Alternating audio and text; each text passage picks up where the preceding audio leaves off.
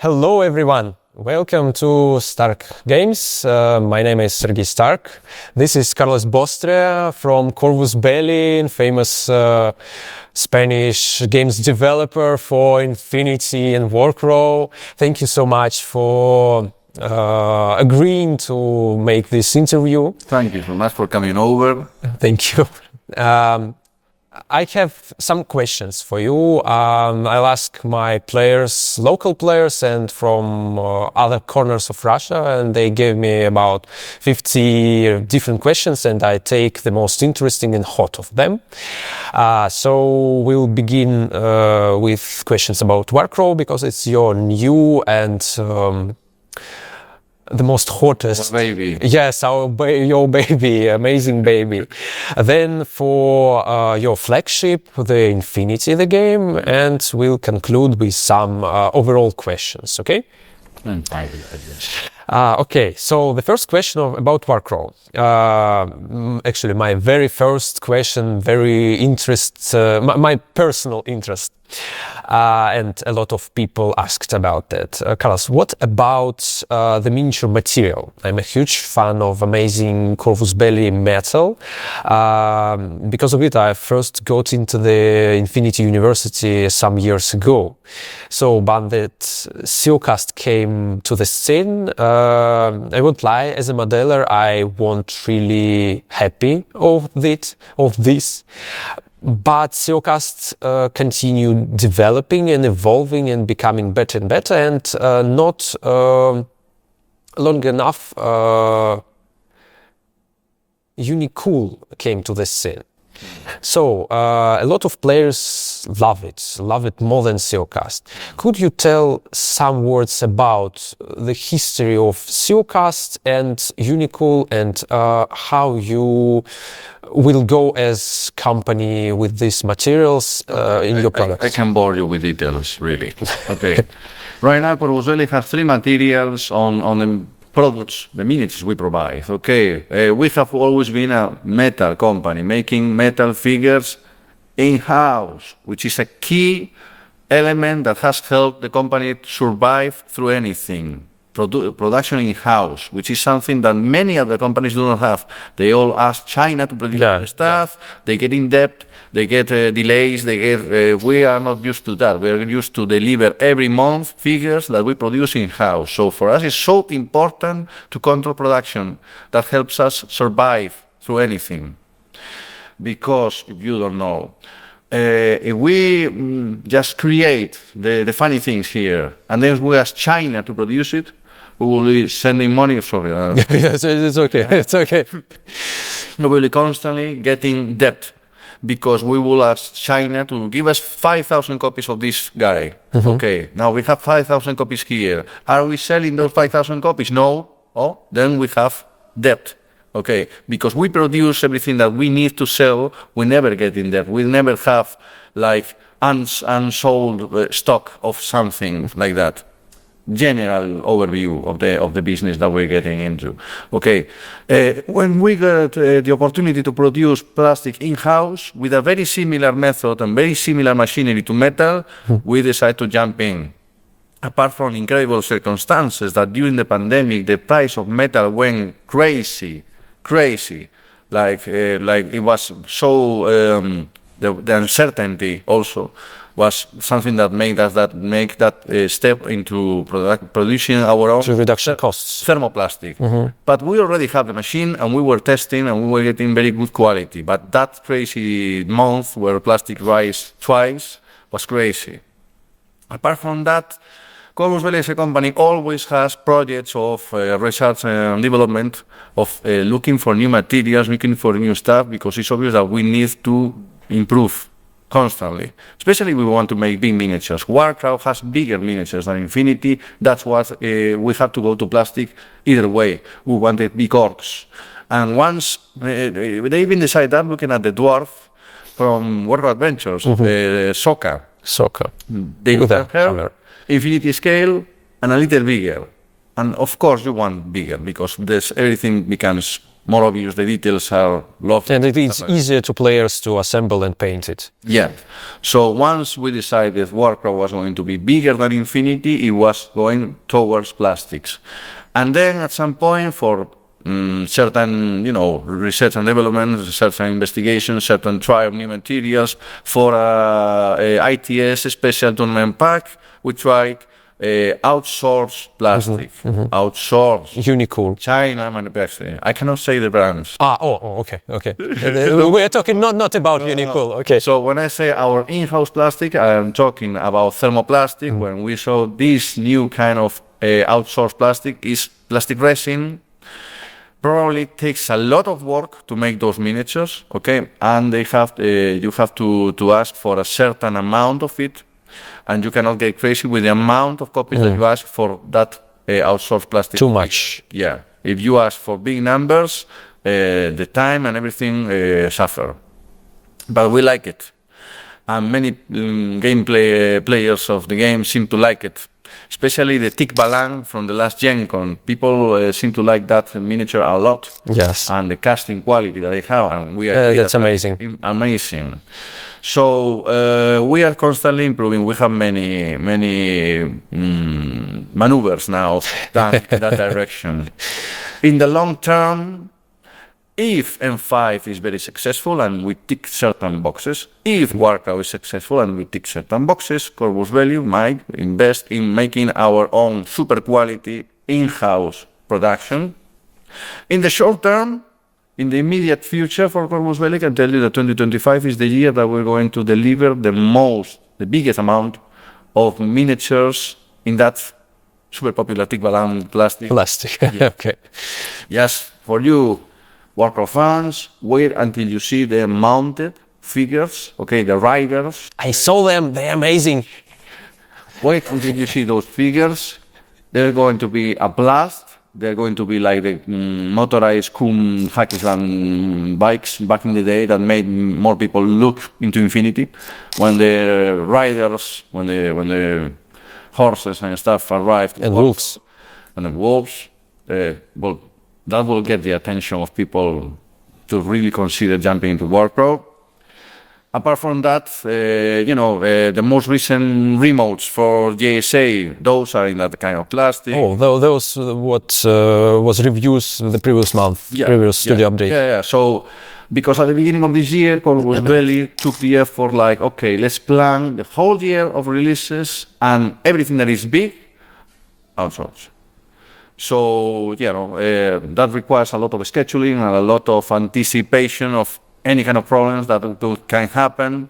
That also, you cannot improvise. We are so used to control production that we can improvise. We go to that event. Shall we make a special miniature for that event? Let's do it. We still have 1 week, and we are able to do it. Impossible to think in those terms. When we speak with other companies, big companies, I'm not going to. They have schedule. Sometimes you casually at an event speak with another guy who is from a huge company, and when they realize that Corvus Belli controls production, they are like, oh my God. Because for them to improvise a miniature is impossible. For them to, we should cast more copies of this to arrive to this special event before anything else. And plan it a year ago. Yeah. They need to schedule hard and they cannot improvise when we control production. I've seen companies arriving at Gen Con with no product because China delays and people having crazy booth and no product. So, the normal stuff, many French studios with like 5 super talented artists making all the creative work, but then they have to outsource everything to China, and it depends on the logistics and everything that studio full of talented people goes up or goes down. And even if they are successful or they are not, China will see the money. Yeah, but they definitely depends on many levels of success and many levels of accomplishment and correct execution.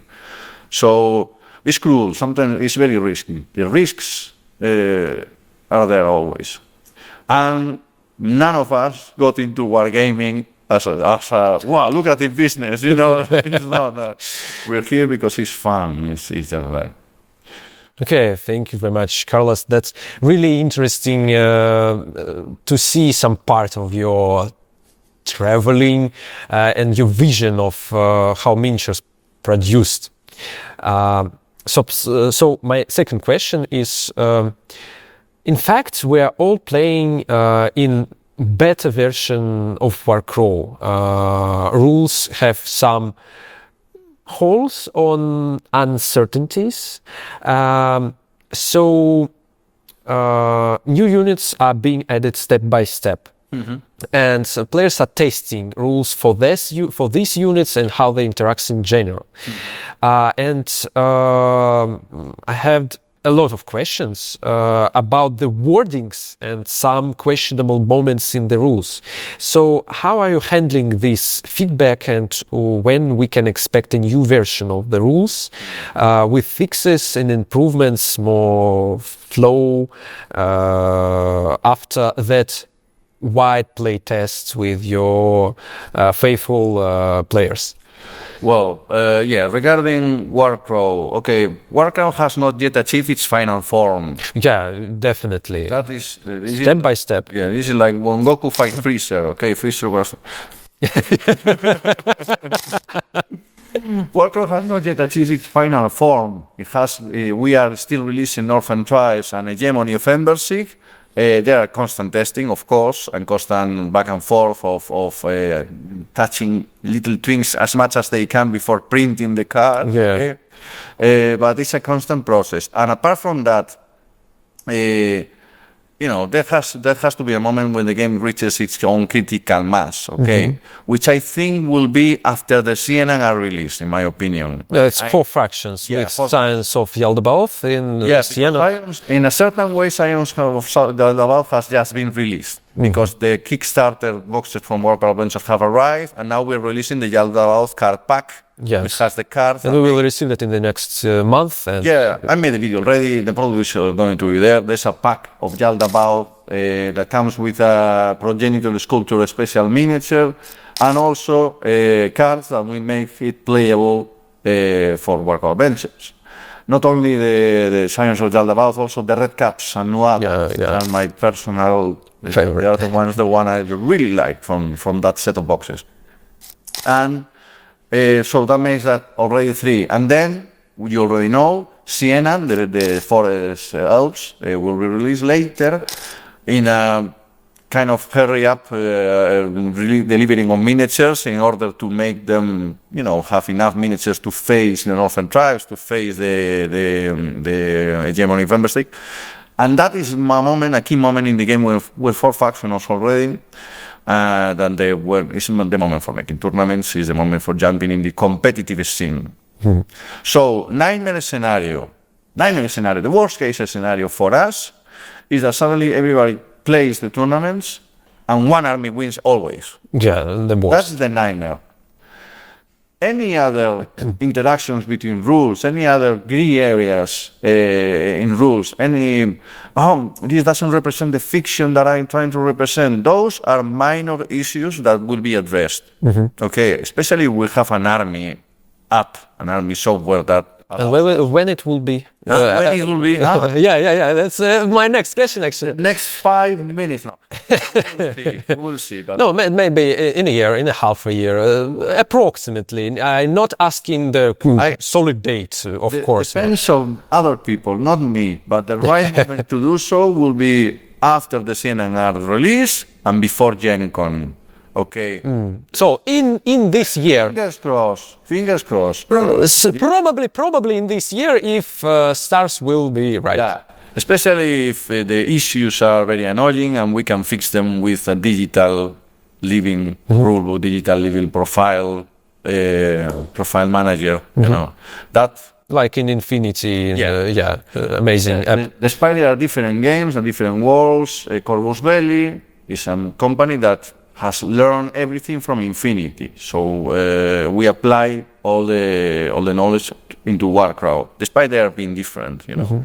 Because, for example, regarding artwork, Warcrow has much more artwork than Infinity, especially at the beginning. When I'm making videos now, and I have every single unit on Warcrow has an artwork, has a pinup. It doesn't happen with Infinity. So I'm realizing right now that I have more artwork for the CNN thing week of videos than for the Imperial Service week of videos. So it's getting not only all the experience from Infinity, it's getting more privilege than Infinity right now. Jump into Warcrow. You said about launching the TS season for Warcrow also. Am I correct that you said the KRUG would be in August to Infinity? Warcrow would be somewhere in that time or later? I really don't know about that. Okay. You didn't discuss it Yeah, in the team. The KRUG, especially this first KRUG that is heavily sponsored by Corvus Belli, is Really interesting event. Yeah. To participate it. Yeah. I mean, the intention is of Corvus Belli having an annual date in the USA, apart from having our Interplanetary. Interplanetary is our event. The KRUG is an event that we will see very well organized, with a community in Colorado, which has always been a state that for some reason organized very good Infinity tournaments, and we decided to really support them and make him being like the American Interplanetary. And in a certain way, we decided that, okay, the Interplanetary will be the end of the ITS season, and the KRUG will be the beginning of the next ITS season in a certain way. But this time, because it's the first one and the community there were heavily Infinity community, okay, let's make the KRUG being about Infinity full. And if we manage to have a secondary like side tournament of Warcrow, that would be nice, but focus right now, because it's the first one, on your stuff on Infinity, because we will see, there were demos of Warcrow in the previous KRUG. Yes. It was there. But we have to reach a certain amount of players, and people shouldn't have to choose between, should I play Infinity or should I play Warcrow? Okay, we have to schedule that correctly. But yes, it's important for us. Okay, that's the answer. Thank you. Also, question about the ATS, about Warcrow. When we can expect new missions? Maybe it would be in a pack or maybe in some This table that I have right here, yesterday I saw them playing a mission which was about the CNN. So I can tell you that the CNN will probably come with their own kind of missions and a scenario. Amazing. Full of forest. Looking for it, because missions are very interesting in Warcrow. Yeah, and I think there's a huge room for improvement in missions. I mean, it took years and years to reach the level of missions that we have nowadays with Infinity. Yeah. Because the game was, I kill you, you kill me. And then Campaign Paradiso came, and then it's like, what? Oh, wow. You win if you accomplish the mission despite killing the other guy. That was like a huge that changed the game a lot. And then when the competitive scene, because the competitive scene feedback is terrible, but at some point so valuable. Okay, they will break your game constantly. It will be a mess, but it's super valuable. So we have to focus on really reading that feedback and getting with it. So yes, the nowadays ITS missions with 10 points, for winning. Also how that translates into the classification inside a tournament, when the distinguishing between a super landslide victory from a very, very almost tight victory. All that comes from the competitive scene. All that comes from people wants everything. Yes, and now. Everything and now. For free. Yes. But we learn a lot from that. And so that hill that with Infinity we have climbed, okay, is still there for us with Warcrow. And we are not releasing specific objectives for the specific season of tournaments that has happened with Infinity. We have to reach that point with our own thing, because also the mechanics, the movement in the table, in Warcrow both armies collide. Okay. Yes. You have to find reasons for those soldiers to really reach certain parts of the table and make Some them points, interesting. yes. If not, it's just a train crash. Yes. Infinity has become like rooftop guys shooting at each other while the specialists are hiding in the center, pushing buttons. Those are different schemes, and we will reach a moment where we will find the most interesting scenarios to really force people to move the miniatures in a certain way, which is something that is intentionally done with ITS also, trying to make interesting these units or these other units in spite of everybody having the super bazooka blasting everyone, you know. Okay, I have a special question from Vladimir Sagalov. He was asking, what kind of expansion developing model for Warcrow do you have in mind as Corvus Belli after all miniatures from the first book, which I mentioned there, would be released? Would it be like in Infinity, when every couple of months a new supplementary book with lore coming, and with that would become a new miniatures, or it would be something new? Well, something that we have learned from Infinity is that you cannot expand endlessly. You have to be careful about that, okay? Because if we suddenly come out with new factions, the Merchants Alliance, for example, is mentioned, okay, that will happen, okay? We will have to check. An Osman Empire somewhere in the... Or the future for making the Barang and the Orcs split and become two different factions, or the Red Caps and the Titans of the Orcs become two different... Those are gates, those are there to happen in the future, if we want, but you cannot have too many armies. Also, careful with that. And also, you have to expand yourself carefully and with do not come up with new armies like this, you know. Of course. And so careful with that, because suddenly we expand the game. Okay, do we create new units for Hegemony or CNN because people love them so much? Sometimes certain armies are super popular and you have to keep feeding them with the stuff. But it's obvious that a Warcrow army cannot expand itself endlessly, because when you have too many soldiers in the same army, they step into each other's toes. Yeah, you want this one, not this one. Yeah, especially if we get into competitive scene, when people just are looking for the optimal option. Despite this miniature is beautiful, this one is better, performs better in the game. And people will complain about making this more effective in the game. So suddenly you have 100 sons and you have to love them equally to them and balance the game. So careful with expansion. It has to be with care and with a lot of thought, because if not, you become a restaurant with a menu of 1,000 different options, and the kitchen cannot deliver to every customer, you know. So yeah, it's tricky. It's a tricky question.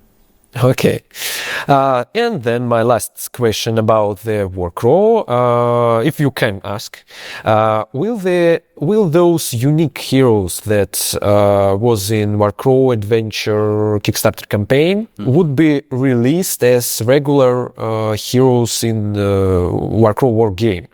Later, maybe as separate miniatures, like it was with Defiance. The answer is a bit mixed. It's yes and no. Some will, some no. Okay. I know that the burglar, the Berkana, I guess is her name. Girl from Merchant Alliance. Yeah, with the purple hair. Yeah. Jumping. That is going to have a special figure, for example. But those are the kind of character and releases that we can improvise, you know, making them the special tournament event figure, limited edition, because we're talking about, are we going to make them available? Imagine what happens if it's a limited edition. Suddenly it's not that available, it's just limited. Yes. But it's happening. So there can be a lot of different branches on that answer, you know. Yes and no. Yes and no. Suddenly it's a super exclusive figure, so nobody's happy, just the people who guess it, you know. So at the beginning, the Kickstarter exclusive will keep on being very special, and some will get an alternative miniature, who knows in which kind of plastic. Because if it is limited super edition for one tournament, it might be in a certain material. It's a regular release, or even in metal, who knows? Metal, you know, yeah. The Iron Giant in metal. Like Cascudo in the sock. Yeah.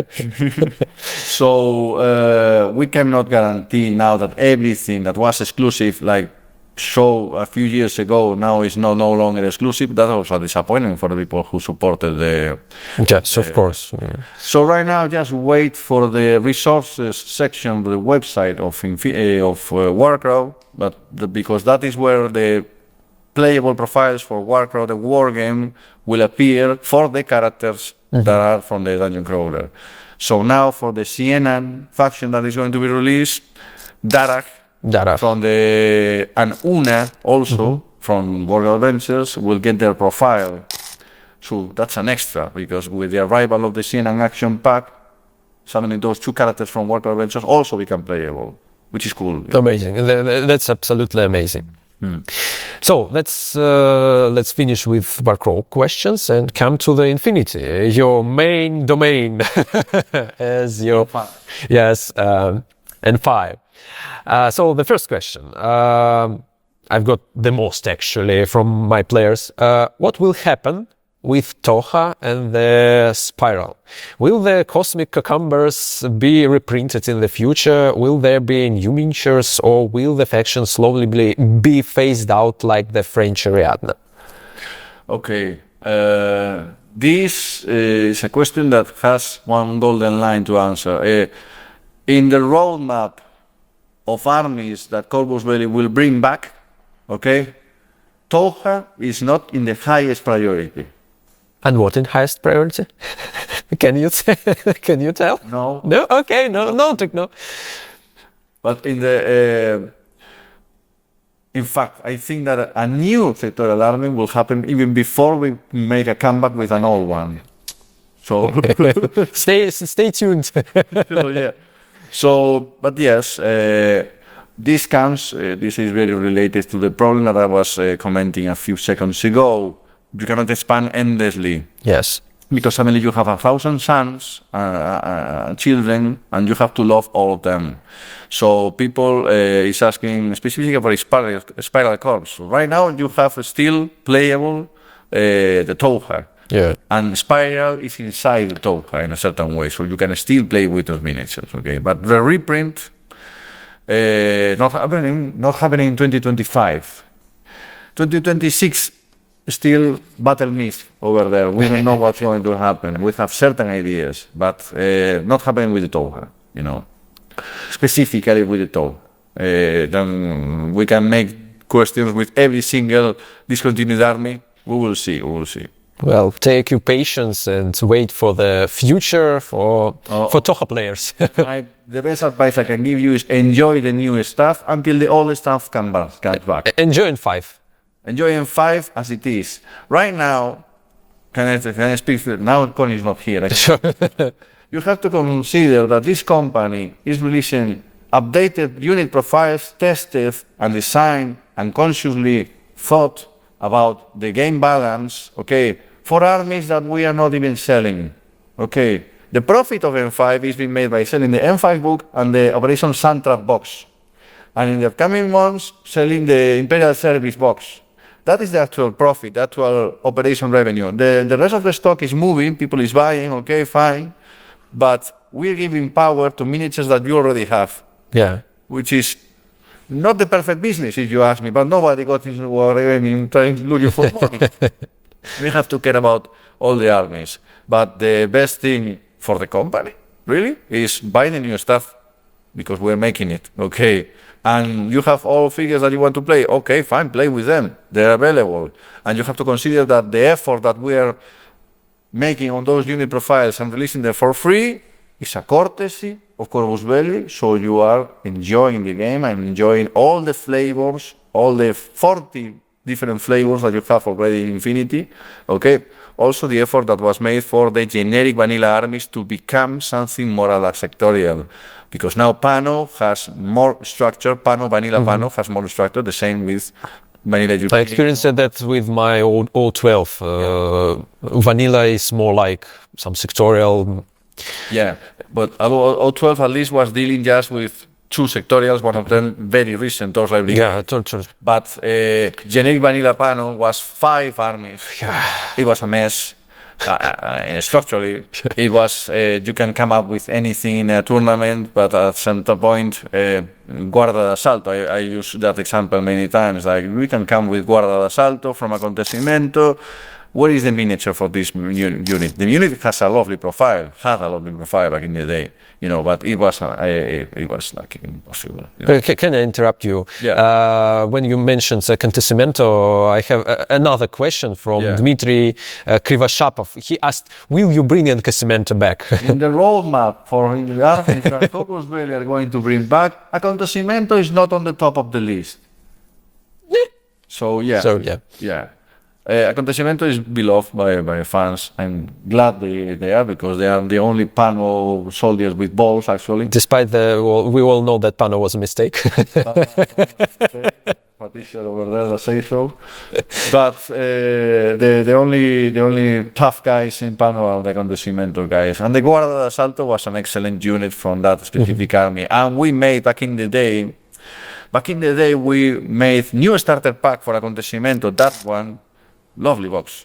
And we also made new starter pack for bacooning back in the day, but that was not very well executed. The miniatures were beautiful, but there was almost nothing after that little box. The comeback of bacooning, of the observancy bacooning 3 years ago, the one with the nuns, that was very well made, because it was a big box, and then the rest of the year was filling every single gap of that army. So we realized that if we bring an army back, it's not just making the box. It's planning a whole year of releases for that specific army to fulfill all the options, which is more than making a box. Some people just think it's a box, It's, okay, make that box, it's done. No, it's really plan the whole year of releases, and that takes more time. Okay, thank you. And a little more question from players, from Dmitry Malentsev. Will the Nomads get some Black Hand agents, and will there be secret services in other factions? Black Hand, okay. What I can say is Black Hand is inside Tunguska as the observancy is inside Bakunin. So what I'm trying to say is that as the Barankar inside the Northern Tribes, okay, that is a button that is there if we want to push it, okay. But nothing forbids you to make a Tunguska army list Black Hand theme, okay, with the Spectre, with the Krisaborak, with help me with this, the Hollow Men. I'm not really strong with Nomads. So you can take a look at the fluff, focus on the Black Hand operatives unit list, and I know that we are not providing line troopers, because Black Hand are special ops.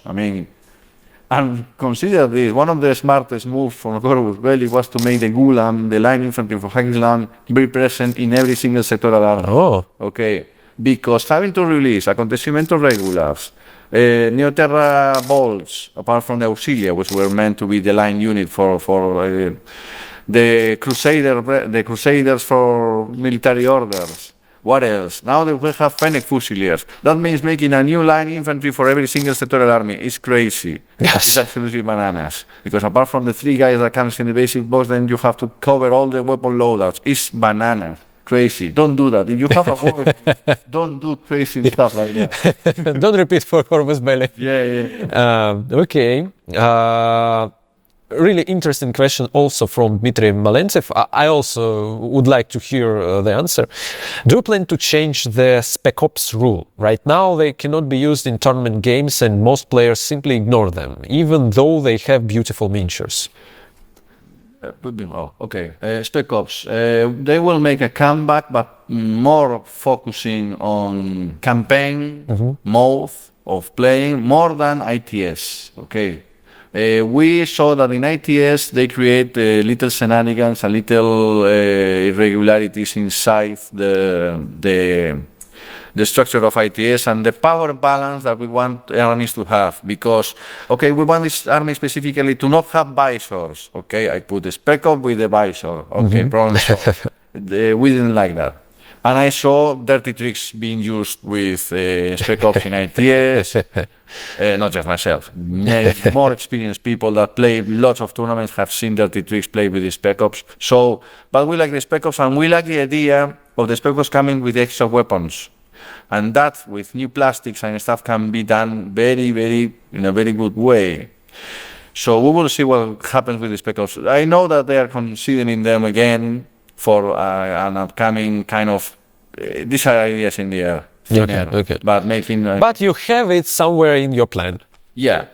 Like, okay, how about if we make spec-ops again, better than ever, for campaign, M5 campaign book or something like that can happen, you know, because apart from expanding armies, considering, you know, making narrative missions, because we talk so much about competitive scene and ITS competitive scene, but many people enjoy a lot playing campaigns or playing the war console, Beast of War kind of theme campaign in a month. Fun games, when we different, very fluff, very narrative guided. And very specific missions also with a very good narrative that maybe are not suitable for tournaments, but really tell a story and really makes you build an army list focusing on what's going on in that mission, or having asymmetrical missions with attacker and defender. That's lovely. So yeah, we spend a lot of resources on competitive scene because it's this company like that, but many other angles are really nice to consider, you know. By the way, question back to Warcrow. I thought just now, what about campaigns in Warcrow? Maybe some rules would be developed for campaigns and fun game, not fun, lore accurate game for Warcrow, like maybe in Mordheim, when you have a little band with 1-2 miniatures and then you develop it, upgrading and evolving. That's nice to hear, but before flying you have to learn to walk. We have to I get it. We have to establish Warcrow as the game with their armies and with the miniatures and the product release, and then consider, you know, flying with those miniatures. Anyway, the Warcrow developers are more narrative oriented than the ITS. We can see it with missions. Yeah, the missions are very narrative, the characters are very narrative. They really want to portray, for example, Nairgon and Naira, the two siblings, study elves from Hegemony, their siblings, and they really want their profiles to merge with each other, play together. So they show that link on the battlefield. That's very narrative. You don't have that in Infinity. Infinity science fiction is skirmish, is a little cyberpunk, is a little space opera. The space opera can be a genre when you have siblings and they discover they are siblings in the story, whatever. But on the other side, the gritty tactical scenario that you are kind of representing in Infinity doesn't go that much with, you know, family theme, dramatic. But we have a very dramatical scene with Achilles and and his beloved brother.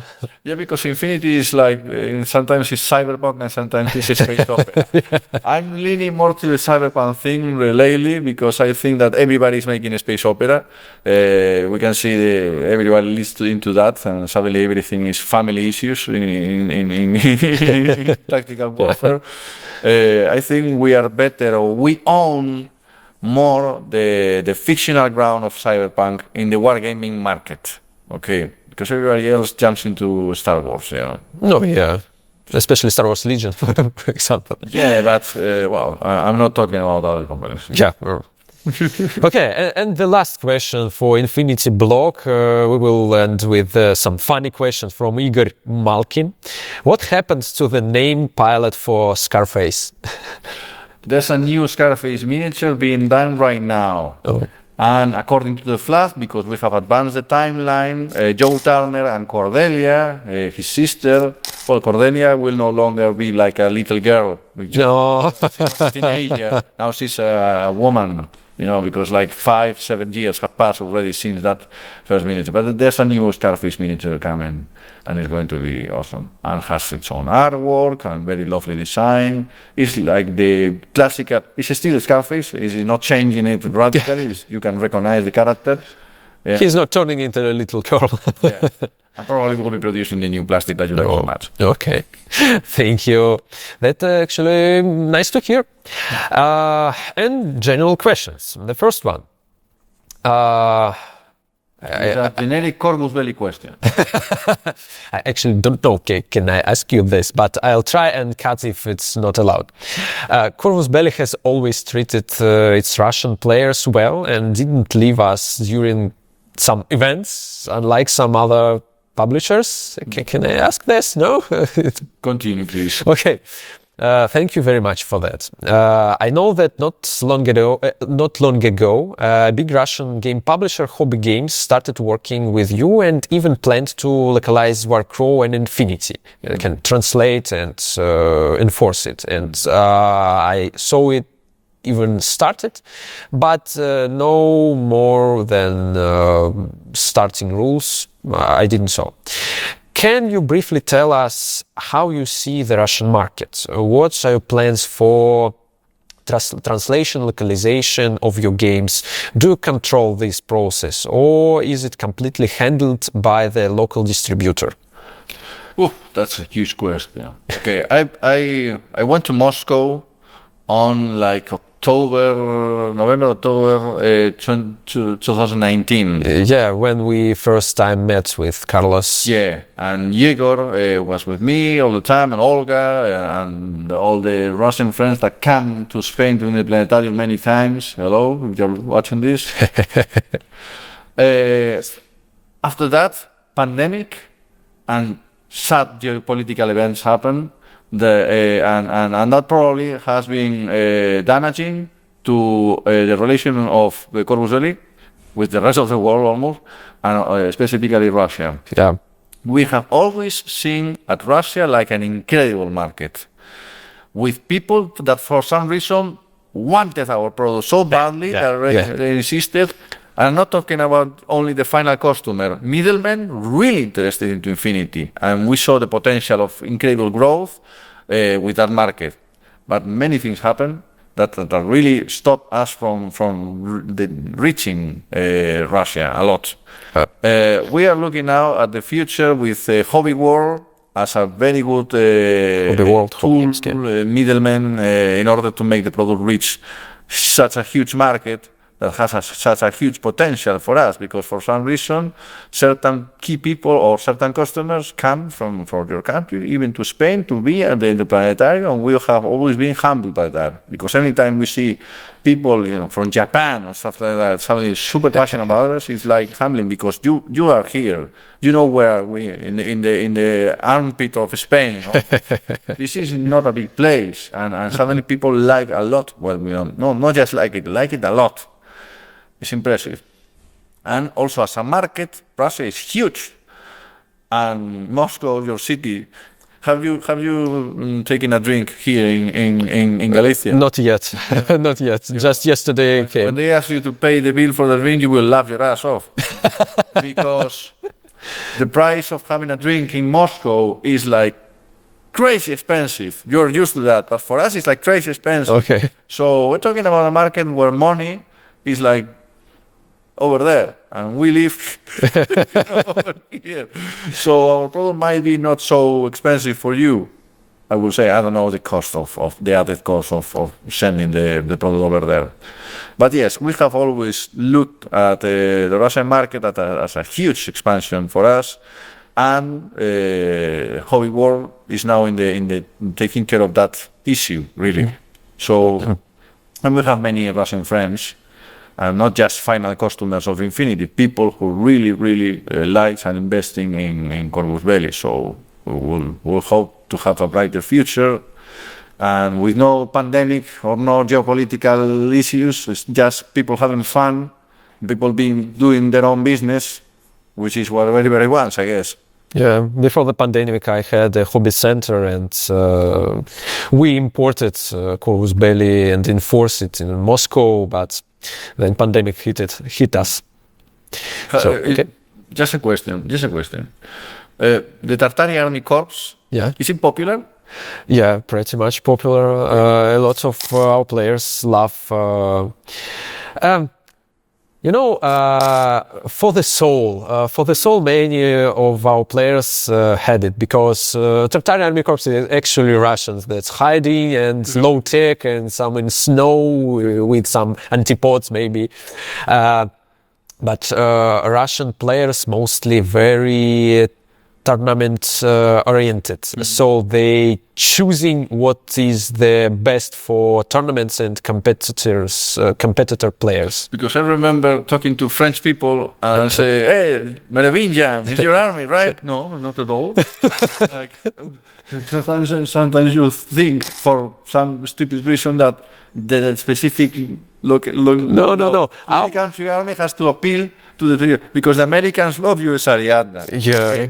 Okay, fine. I have a US Ariadne list also. But for asking the French if they like the French army, it's fine. Okay, but not especially, you know. So that's what that's why Merovingian is gone. Yeah. Well, No, of course not. I personally love the Merovingian, and one specific chasseur miniature was one of the best miniatures of that year. And apart from that, I love the Frontovics. That looks a bit like the Cobra soldiers from G.I. Joe. Yeah. I love them. Because my personal taste, I like specific soldier-looking figures, and when they are in tactical poses. I don't like when everyone is rising the and tactical rock. Yeah, tactical and rising the squad. I don't like those poses. I like when the guy is actually in the mood. And for videos, you have a video. You have the para commando from Operation Crimson Stone, for example. The guy running like that. Yeah. It was beautiful to move the miniature in the camera with that particular figure. But when you have a guy rising the sword like this and you have to move him, looks horrible, you know. Yeah. Also, our Russian players really joy to find some Russian words or names in the lore. It's Baba Zina. Oh yay! In Hegemony of Fembersic. Yay! Baba Zina on the fog. I hope they are correctly written and correctly put in there, because I know that we mess up with Russian. We mess up with every single language. No. Our players really loves it. So it's great. Okay, last year Corvus Belli completely switched to new packaging for the models, which use more plastic. And with everyone being so worried about the environment, Nikolai Fektistov have a question. Why did you do this, and how should we dispose of the packaging since it doesn't include any recycling information? Okay, recycling. Well, what I can advise, I'm not an expert, but reusing plastic, finding different uses for your plastic. So this plastic, those boxes are reused? Reusing, what I mean is finding another task to do with that plastic, okay. with your own. For Infinity, build terrain with it. That's my first advice. But when you reuse plastic, well, as far as I know, you are giving it... you reuse plastic bags, it's better than using a paper bag and throwing it away. Okay, that philosophy, reusing plastic. So whenever you get plastic and you want to get rid of it, don't get rid of it. Find another use. Make infinity pieces of terrain with it. That's my immediate advice for immediate infinity plastic. I'm not talking about the whole recycling thing, which is a huge subject that I'm not an expert about. Okay, interesting point of view. Another question from from Victor Borovic. Are you planning to release official terrain made maybe of that mysterious, very popular type of plastic or another material, like some other game producers do? Corvus Belli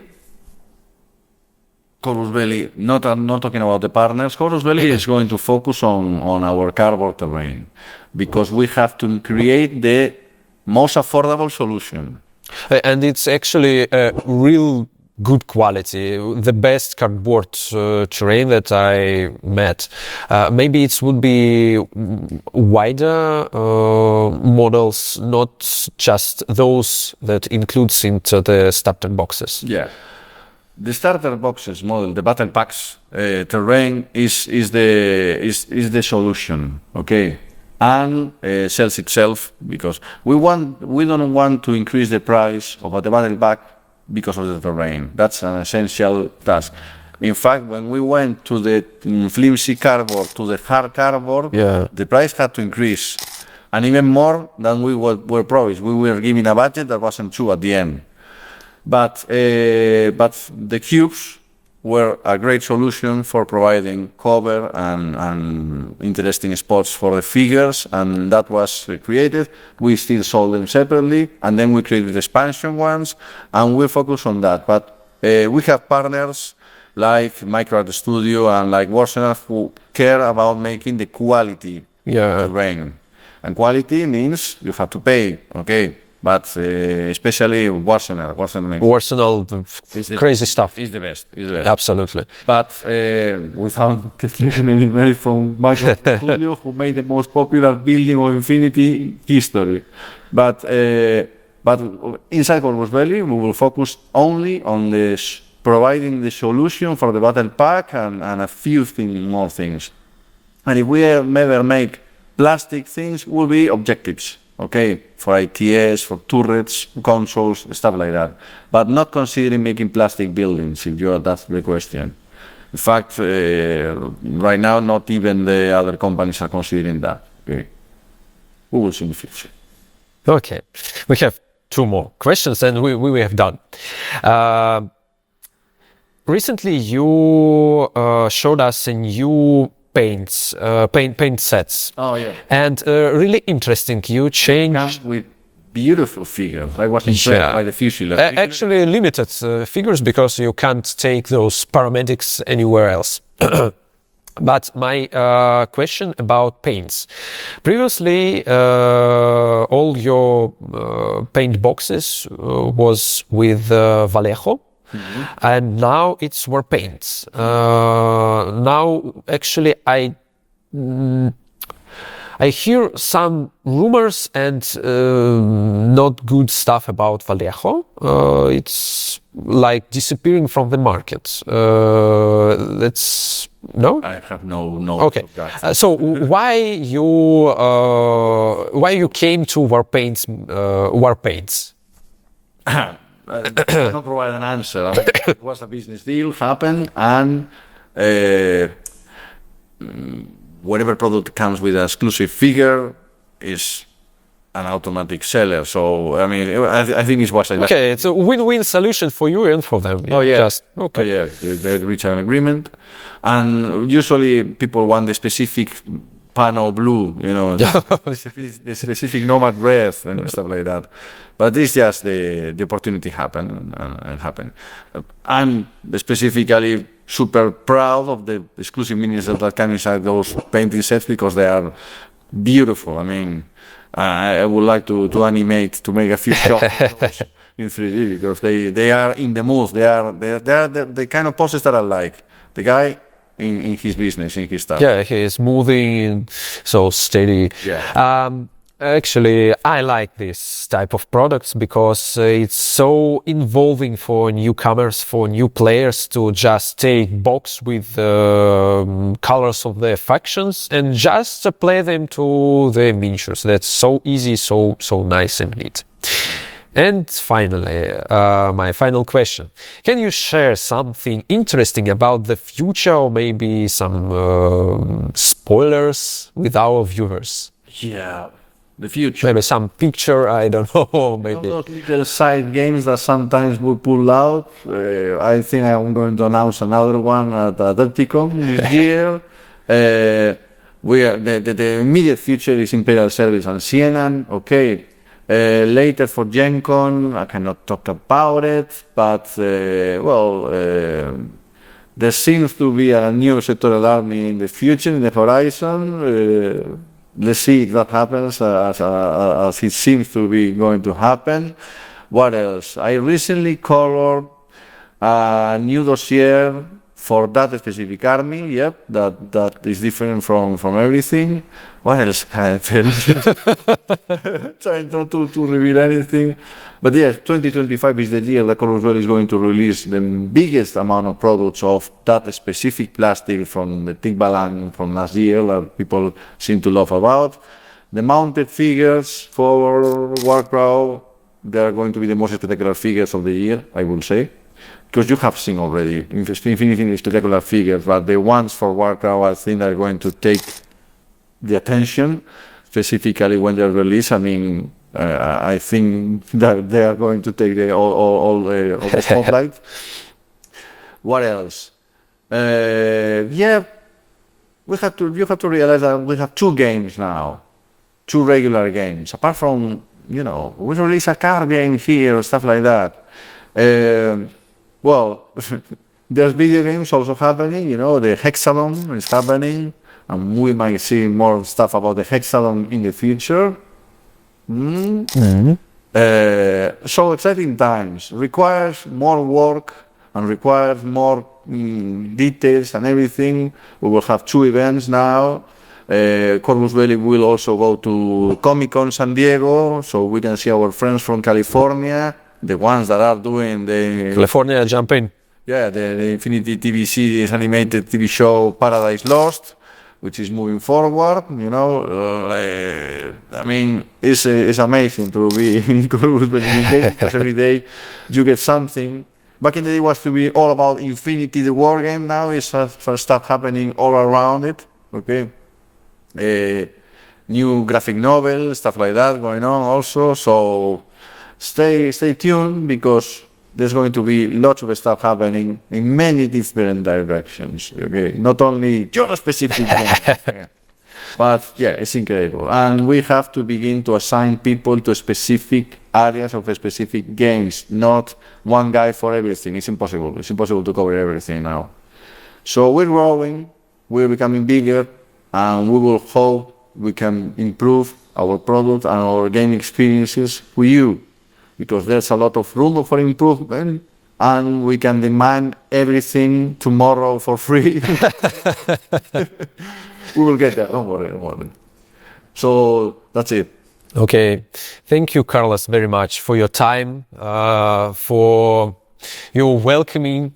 Thank you a lot for guys from Corvus Belli, from the whole team, especially for Connie, for Lois, who babysitting me while I was here in the Corvus Belli headquarters. So that's it. I hope you like it. If you like it, don't forget to remember everyone how awesome was the stuff that you've seen, despite how small we are. Yes, actually, Corvus Belli is really small, but so support with everything you can this amazing Spanish company and its amazing games. So subscribe. Hit the like button, hit the bell button, comment, and see you soon. Bye.